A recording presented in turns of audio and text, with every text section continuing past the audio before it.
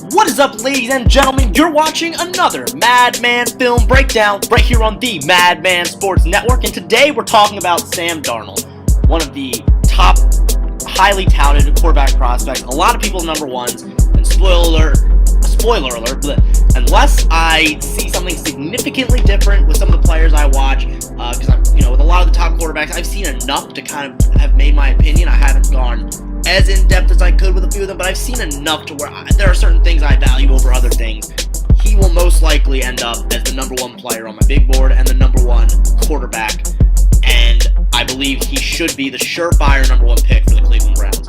With all that being said, so there you go, you know already how I feel. I'm going to start differently than I usually do. Usually I really only pinpoint strengths, or sometimes maybe end with weaknesses. I'm going to start with his two weaknesses that really stuck out to me, and I'm going to show them specifically because I think they are fixable and because I don't think they're as huge as some people are making them. I think a lot of people are really nitpicking, looking for the perfect prospect, and I think with a quarterback especially, if he possesses certain traits, it can kind of outweigh others. But the first one is, when it comes to especially short routes, really short routes, he sometimes tends to have trouble leading his receivers, and I'll show you a few examples here. So here's the first one. Ball is snapped. You'll see he sees his open receiver. Look at all of this field up ahead, and notice that he throws it, and this running back just has to stop. If he had thrown it more over here and let his running back could build a head of steam and start charging forward, maybe pick up the first down. Look at all of this space. There is nothing there. Now, the running back drops it, and that's really his fault. If he catches it, that's still about a 4 or 5 yard gain. But notice, because none of those corners notice, by the time he starts catching it, they're already finding him. Again, if he had just let him a little more, he threw it kind of behind him. If he had let him a little more, he has so much open field and momentum, and he can maybe pick up that first down. So here's another one. Ball is thrown, and again, look at all the open field. This corner right here doesn't even know what's going on yet. And notice how this receiver kind of just has to turn back, catches it near his left shoulder right there, and it really slows down his momentum. Now, it didn't really matter on this play because, again, look at all the open space. He still ends up building back up ahead of steam, gets a big first down there, especially with very little time left. But if he had let that receiver, again, he can lead him a little more, he can keep his momentum, maybe build up a little more speed before anyone notices, maybe pick up a few extra yards, especially in a crucial situation like that. Here's another one. Again, really critical, 4th and 3. This is earlier in this game. Ball is snapped, and again, he throws it, and the receiver kind of just has to stop. Notice how his feet are really close together, and notice at this point, this defensive back has now noticed, slows down his momentum. He ends up having to try and make a move to maybe stop him. Doesn't get the first down. That was a huge play, and if Darnold had just led him a little more and let him maintain his stride, maintain his speed, he could have probably gotten to the outside and picked up the first down. Now you'll notice there's a few other ones as well where he had, when it comes to his deep throws, his accuracy is a little inconsistent. It's going to happen at times. Most of it, he was under pressure a lot, and this one, I think these are just kind of maybe more of just a few, not sure what happened, but like right here, ball is snapped. Here you go. Now notice he sees the pressure coming, and at this point, his receiver's open. You'll see the receiver in a second. This is the only person really in coverage. He's turned the wrong way. If Darnold leads him properly, there's enough space, he'll get him. But notice just slight hesitation there. The slightest bit, goes back and waits. And notice now his feet, how kind of wide and horizontal they are. They should really be more vertically kind of pointing at his receiver so he can get a little more drive and control on the ball, and then he kind of just floats it up there and completely misses a wide open receiver. Now again, I'm not a quarterbacks coach, I'm not a quarterback expert, but I can sometimes tell when mechanics need work, and sometimes you'll see him do that with his footwork, where he really needs to he's got the right wide stance, but the way he's still kind of pointing both feet towards the receiver as opposed to kind of being able to drive his back leg into that throw. And that's why he ends up missing it. If he had maybe thrown it just a little bit sooner, A, he could have maybe avoided getting hit, and B, he could have probably driven. You see, it looks even better there now, and then he kind of just shifts him a little bit. Not really sure what happened there, but it really affected that throw. Now this last one, this is still, by the way, a very impressive throw, especially for a college quarterback, but I couldn't say it was a great, NFL throw necessarily. So there you see, now look at that. That time, that's some nice footwork right there, keeping them apart, drives into his throw. He has his receiver has some space, and just kind of leads him out of bounds. Really barely gets that foot in. I forget if they called that a catch or not, honestly. In college, that's very debatable. But in the NFL, you got to maybe just keep it in bounds, lead him a little more, and that could be a touchdown, especially with that one-on-one matchup. Now notice with all of these throws, he's making the right decision. And if you ask me, that's more important for a college-level quarterback, is being able to process what's going on the field, understand who his who his target should be, and like right here again, that's a very good decision, and at least he keeps it away from where the cornerback can catch it. But if he had let him a little more in bounds, just made it a little better, that's going to be the difference between success in college and in the NFL, is if he can keep that in bounds and get it to his receiver in stride when he has just that little bit of separation. Now, I was going to do a section about his interceptions, but because, that's a big key point. And I'll basically say this, about half of his interceptions based on the games I watched are his fault.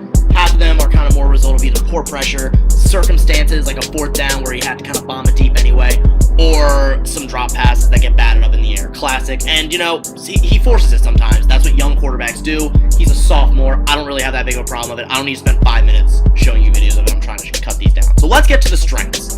The first is his pocket movement. Something about his pocket movement, and honestly, here's the thing is, I don't know if this is where me and maybe some people who know a lot more about the game than I do will disagree, because maybe there is some mechanical thing wrong with it. I don't know, but when I watch it, it looks right to me, and he does a really good job of buying time in the pocket when he needs to. So here's this first one. This one's very impressive. Notice here, he's already rolling out to his wrong side. Notice the way he sees the pressure coming, he kind of just quickly shifts, gives himself just enough time to run to the other side, and because he's able to make these throws on the run, and we'll show you a few more, he throws it, has a wide open receiver, manages to get it to him before it doesn't lead him this time, which is good, doesn't lead him into the defender, kind of gives him enough space, and Ronald Jones, the very talented running back, creates a lot. Now here's another one, ball's being snapped. Notice this one, I like it. He kind of just rolls out, rolls back, takes a big step, and right when he's getting ready to find his target, does a good job of just kind of stepping back into it, and doesn't throw off his back foot, creates just enough time to kind of create that little throw, and throws an absolute dart to an open receiver with just perfect placement. I really like that, his ability to roll back. He has the athleticism to give himself some space, and give himself enough space to not just get away from the pressure, but get back and step into that throw. That's really nice, really impressive stuff. So here's another one here, ball is snapped. And right here, look, here comes the defender, the pass rusher. Notice the situation as well. 17-14, they're down, 29 seconds left. Huge, crucial play. You cannot take a sack here. He avoids it, he steps up, and then this is just pure improvisation. Jumps up, manages to still throw it, throws an absolute dime to number 7. And those are the types of plays right there that make him the surefire number 1 pick, in my opinion, because you cannot teach that. That is just pure instincts, pure creativity. Something similarly, it's kind of similar to the reason people like Baker Mayfield so much, but unlike Baker Mayfield, Darnold is bigger, stronger, better arm, and again, that's just really impressive. Doesn't crack under pressure, steps up, and then manages to just make a ridiculous pass. That was one of my favorite plays I saw from Darnold, and again, that's the type of play where when you see that, I don't know how you can't say, alright, this guy is worth looking at. I hear a lot of people saying, oh, Darnold's the next overhyped USC quarterback. No, he's not. So here's another one right here. Again, ball is snapped. Notice he'll kind of see this inside pressure coming, and he does just enough to just slip over to the left a little bit, just to give his line enough time to get a little bit of leverage and keep these pass rushers away from him. Does a few little pumps. He does kind of a nice job. I've never really seen him have a really, really good, like Lamar Jackson has a better full pump fake, and I wish I could show you what I was doing, but he does kind of a nice job just kind of faking it a little bit, just a subtle, slight move enough to kind of get defenders to pay a little bit of attention. And again, what I'm really more impressed with is his ability to just kind of slip past Nick Bosa, who's going to be a top 5 pick probably next year, and then throws it, slightly overthrows that receiver, a little bit of an overthrow, and NFL wide receiver should be able to make that catch as well.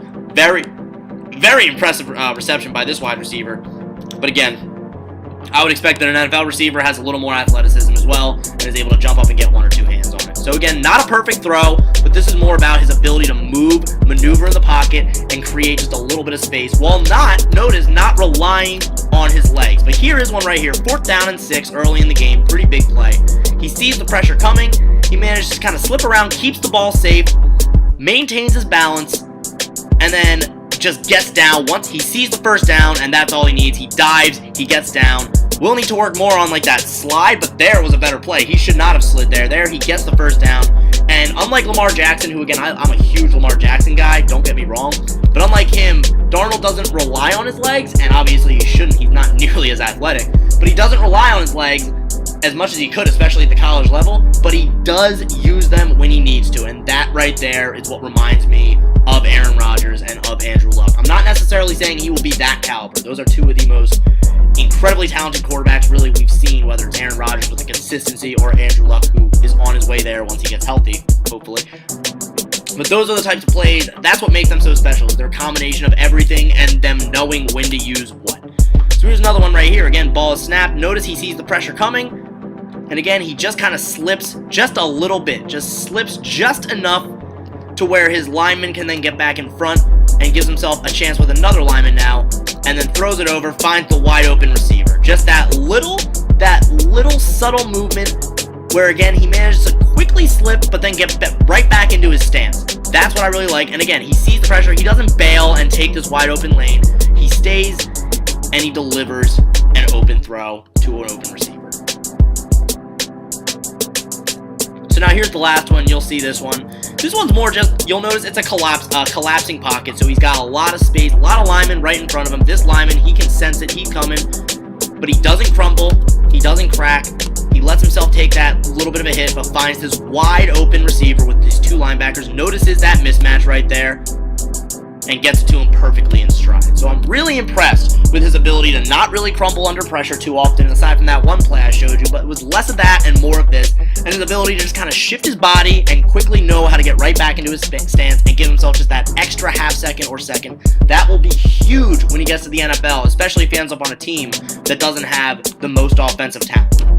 Now, another thing I love about Darnold is, like I've said earlier, more often than not, he makes the right decision. And not only does he make the right decision, but he understands quickly where he should place the ball depending on the situation. And even with this first play right here, you'll notice he doesn't do necessarily, sometimes he'll just improvise and he'll kind of quickly make a decision, even if it's not necessarily the right thing to do on a regular basis. So here's the first one right here. They're going for the play action, but right away he notices, he sees this receiver, and he sees kind of the two one-on-one matchups. And what you'll notice is with this receiver, this defensive back right here, he kind of keeps an eye on both. You'll see him kind of go towards number 21 for a second, which tells me, I'm not 100% sure, I can't tell because I didn't see the play develop, but just that little motion tells me that maybe this was some sort of zone, a deep, cover 2 zone, where this defensive back was responsible for the flat right here.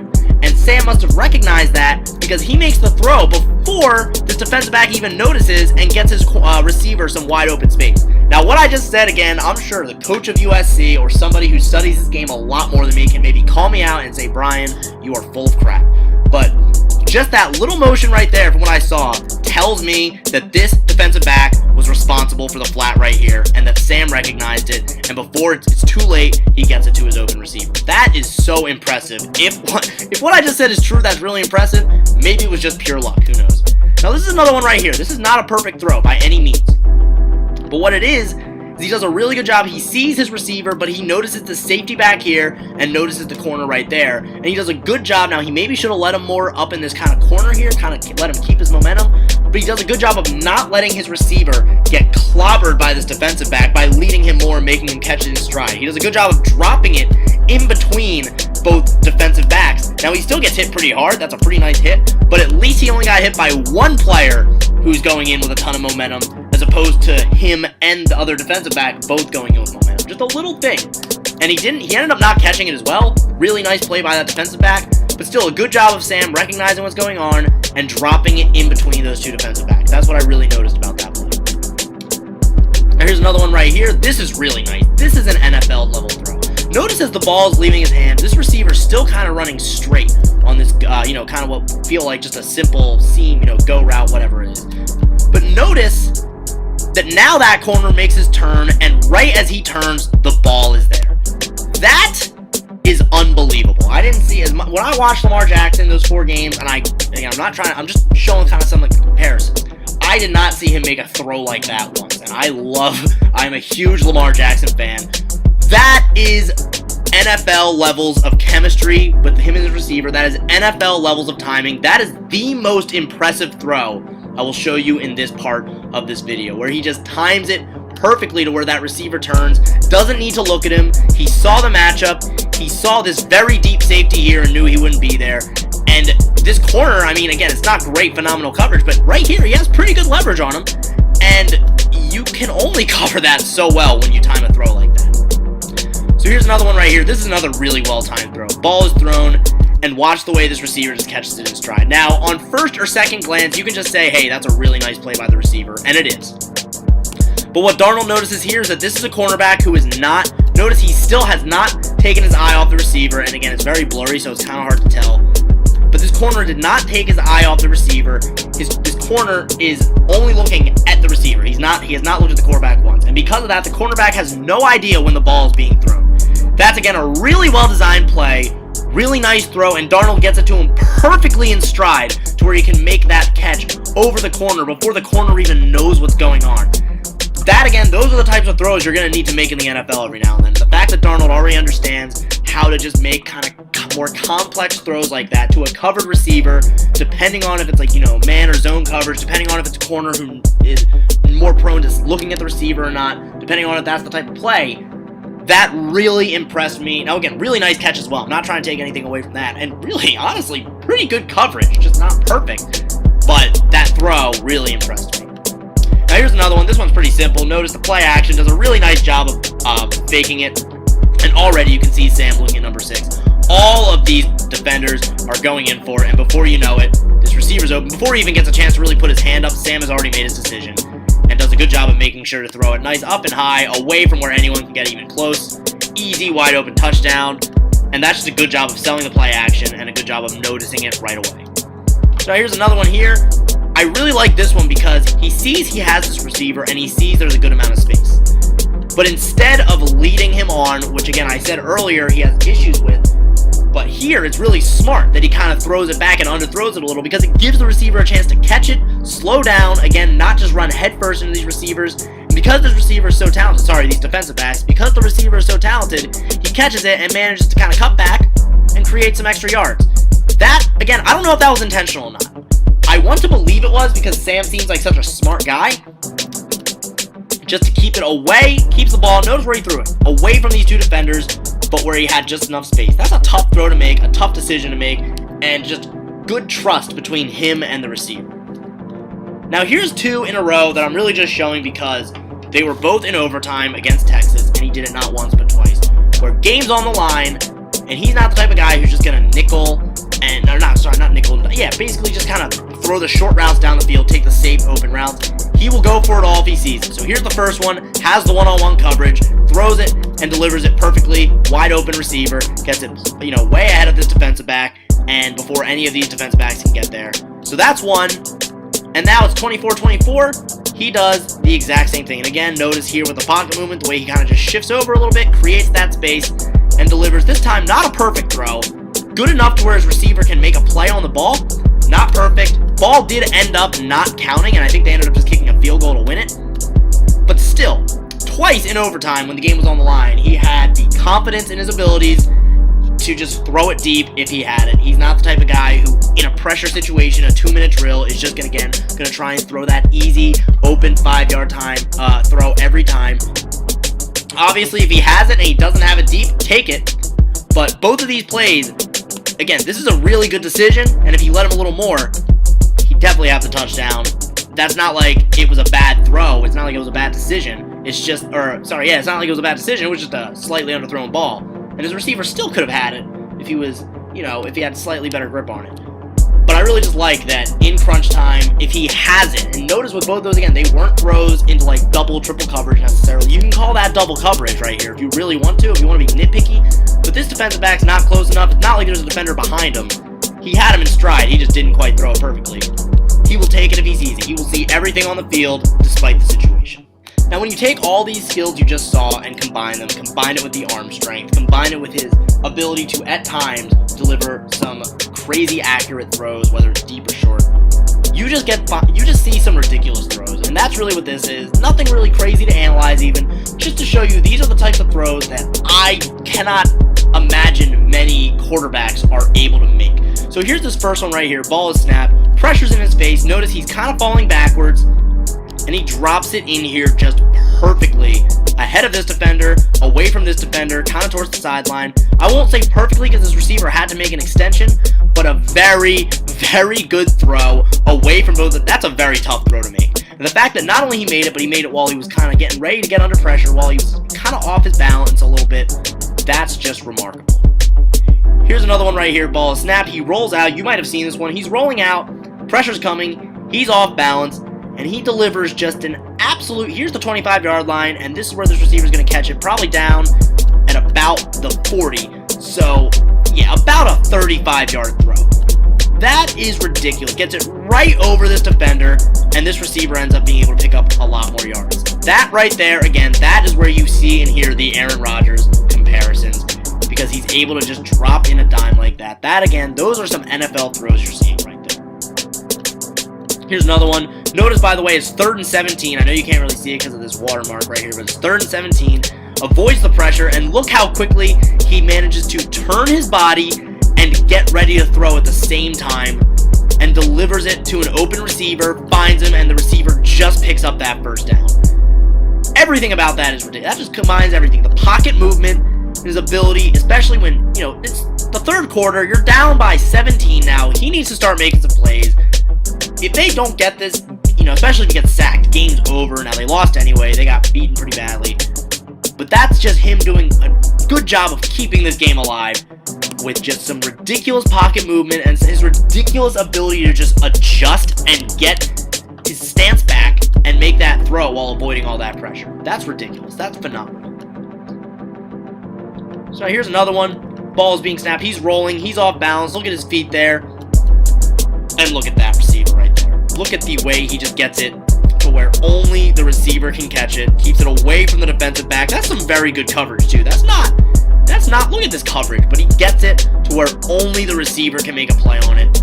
That's another just ridiculous throw. Now I'm going to skip here. I added two that I realized after kind of looking at the other ones weren't really worth it. Here's the last one again. Steps up in the pocket, avoids the pressure. Pressure now in his face, different pressure. Throws it deep, 3 defenders, but he gets it again to where only this receiver can catch it. You'll see a better angle here. Just look at that. Receiver manages to keep his feet in bounds. An NFL receiver will make that catch as well. Gets it away from him, away from these two. That is a remarkable throw to make in the face of pressure. And those are the types of throws that I don't see Baker Mayfield making very often, that I don't see Lamar Jackson making very often, and that I don't recall seeing Josh Rosen make in those 2 or 3 games of film I've watched so far. Again, with him, maybe I need to watch it again. I know I've seen him make some impressive throws, but I don't know if I've seen any other quarterback in this class, or even last year's class, quite frankly, make some throws like the ones you just saw. And that's what makes Darnold, especially he's only a sophomore. Keep that in mind as well. He has plenty of time to refine his game, refine his mechanics, and he's doing all of this without as much time as some of these other quarterbacks have had. He's going to be such a good player.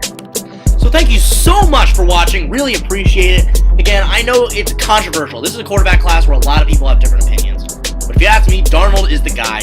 He's got the combination of the arm strength of Josh Allen that everyone loves so much, the ability to make throws on the run, kind of like Josh Allen and Lamar Jackson, combined with just really good ability to move around the pocket, combined with just a really good understanding in general of this game, it feels like. Somebody who really studies the film and has so much room to grow, despite the fact that he's already so talented. I think the Browns would be foolish to pass on him and take any other quarterback. Even Josh Rosen, he's a little smaller, and I'm not quite sure he'll be able to survive as well on a team like that still needs a lot of growth in a division where there's so many physical defenses with all that cold weather and everything. So I think Darnold's the guy. I think he's the surefire #1 pick. Thanks again, guys. You can follow me on Twitter at BSUL21. Follow us on Twitter at TheMadmanSports. Make sure you hit that big red subscribe button, and I'll have another one for you pretty soon. Almost positive I'm going to go with Bradley Chubb. We'll see about it, though. Maybe I'll pick somebody else. Thanks again, guys.